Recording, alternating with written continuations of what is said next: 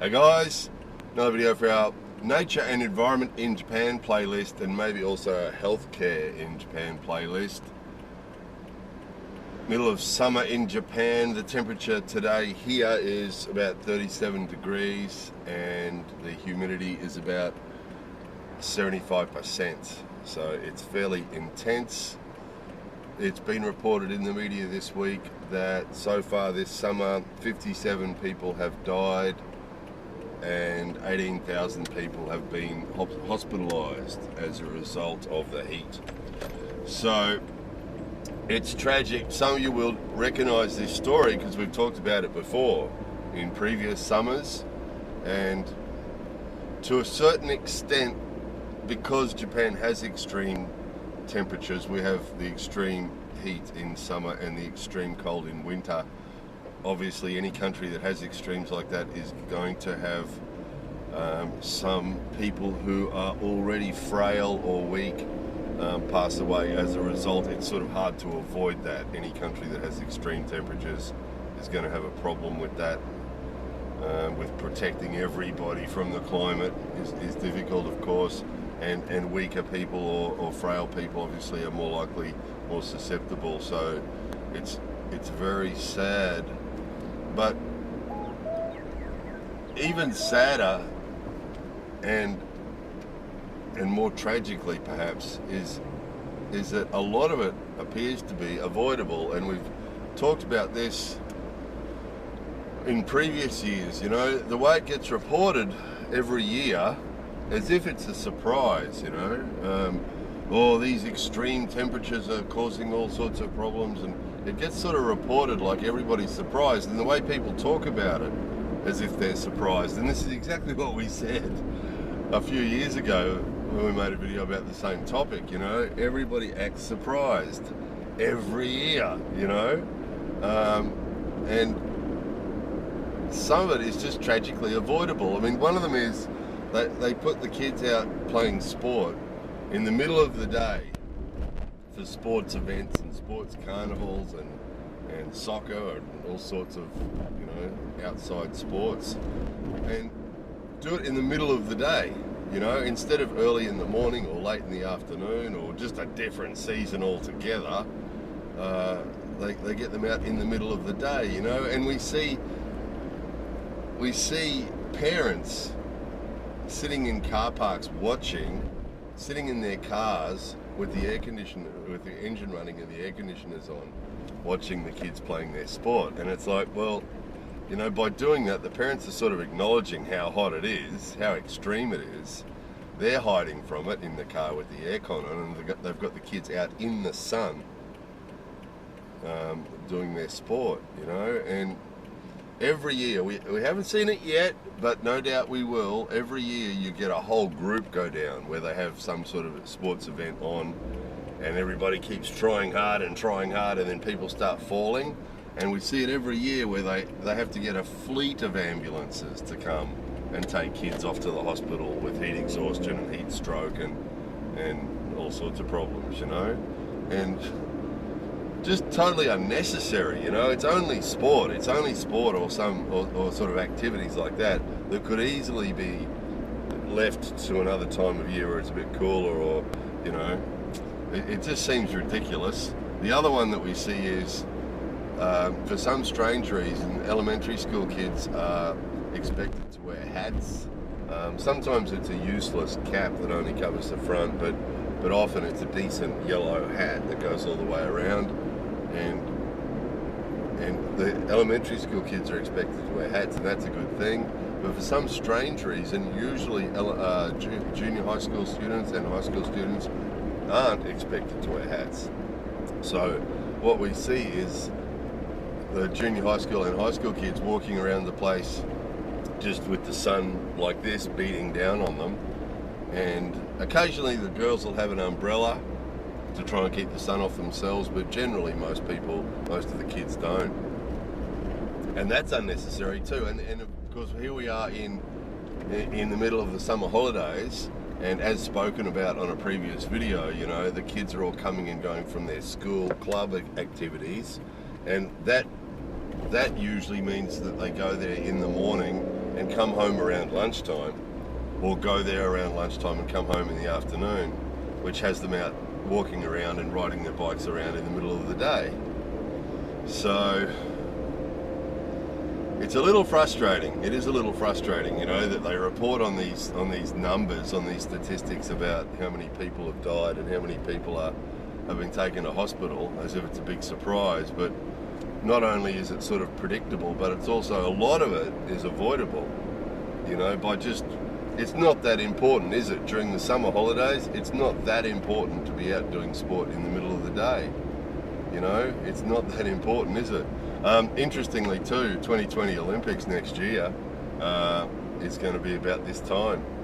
So watch out for everybody being surprised next year during the 2020 Olympics, where not only will athletes be struggling, but probably a lot of the spectators as well. You know, they'll have places where 10,000 spectators are all sitting in the sun watching events, you know, and they'll all be surprised when spectators start collapsing as well. Because, of course, once you get to temperatures like 37, you know, it's, you know, and higher. There's been places around Japan that have had 40, 41, you know, and the humidity's really high. That seems to make it harder for the body to cope, you know, harder for the body to cool down when it's humid. So yeah, look out for that in 2020. When the Olympics are on, how surprised everybody's going to be when the athletes collapse and when the spectators collapse, and what a surprise it will be. Try to act surprised, everybody. So yeah, purpose of this video, just to inform, if you come to Japan this time of year, you know, look out for it, and if you're not used to this sort of heat, it's best to stay out of it if you can.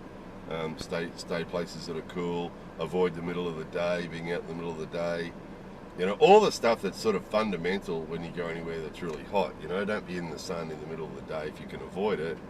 And that's why it's sort of frustrating. It's sort of so obvious, and every year they report on all these statistics of all these people that are, you know, being taken to hospital or dying. And every year they're surprised by it, but every year they continue to hold these events in the middle of the day. And we thought we were going to show you. We actually took some video of kids out in the middle of a field doing soccer, playing soccer, and the parents sitting in the car with their air cons on, and just decided against it because of this nonsense that's been going on with YouTube about kids. We don't want to have kids in any of our videos at the moment.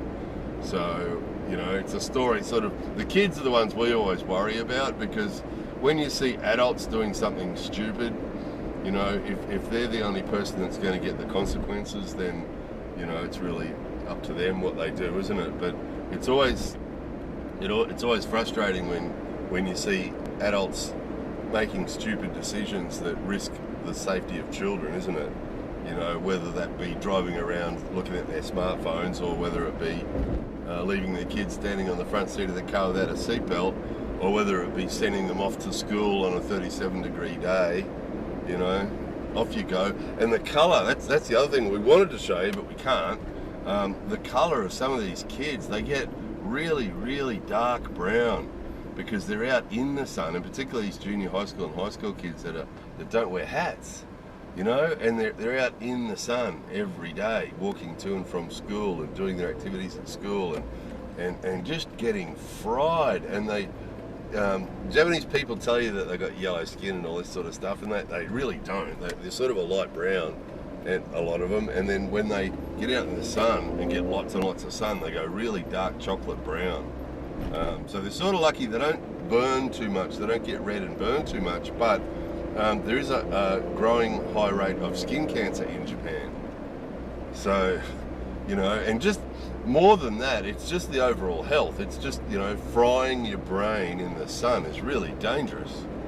You know, obviously that's why we've got 18,000 people in hospital and 57 dead, is because that heat, it's the heat that's the problem. It's not what it does to your skin, but the skin, what happens to the kid's skin is just a reflection of how much sun they're getting.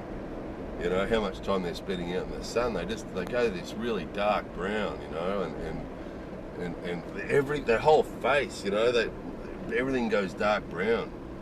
And it's like, wow, you know, how much sun have you been getting? You know, it's a worry. It's a real worry. So, So yeah, if you come to Japan, avoid the heat in the middle of the day. If you're raising kids in Japan, again, there's that topic. If you are raising kids in Japan, do what you can. Do what you can to protect them from it, keep them out of it if you can. It's really hard when the groups that they're involved in are out doing stuff in the middle of the day. It's hard to keep your kids out of it, but do what you can to keep them out of the sun and keep them protected from it, because it is really dangerous, you know. It is really dangerous.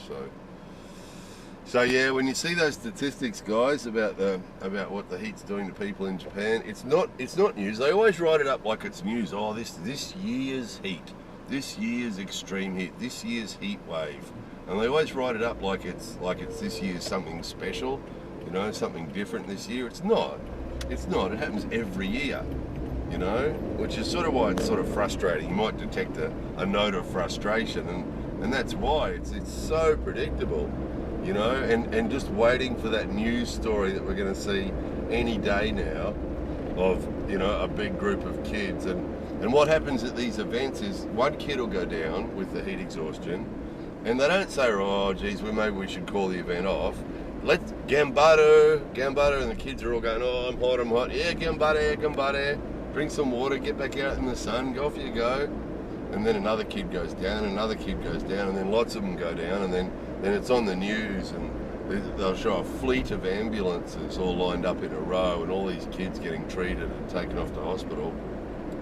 And it's all written up like a big surprise. This year's incredible heat has taken down a group of kids. It's like, well, yeah, we saw that last year and the year before, and every summer we see that. And every summer they hold the same events. They hold the same events, and the same one where the kids went down last year, they'll hold the same event next year, same day, middle of the day, same time, same day, you know? Unbelievable. It's just sort of, there's this inertia. You might have heard stuff about this on previous videos. We've talked about different things about change. And, you know, there's a lot of good things about Japan not changing that are really good, you know, the good stuff. When the good stuff doesn't change, that's good. But some of this dangerous, stupid stuff is really frustrating, because there's just this inertia to change. Nobody wants to change anything. So if every year you have the event on the same day at the same time, that's what we want to do. And nobody sort of wants to change that. No one wants to be the one to stand up and say, hey, maybe we should rethink this. Maybe this event's not so important. Or maybe we should have it in the morning, or late in the afternoon, or, you know, early in the morning would be smarter, or something. But they don't. They have it again. Okay, next year let's do it again. We'll all try hard. Anyway, sad, tragic, and frustrating, all rolled into one. Anyway, sorry guys, that wasn't a very uplifting story, but like always, all we do is we report on what we see and what we hear, and that's what we're seeing and hearing this week, and next week probably, and the week after. Anyway, there it was. More videos coming soon.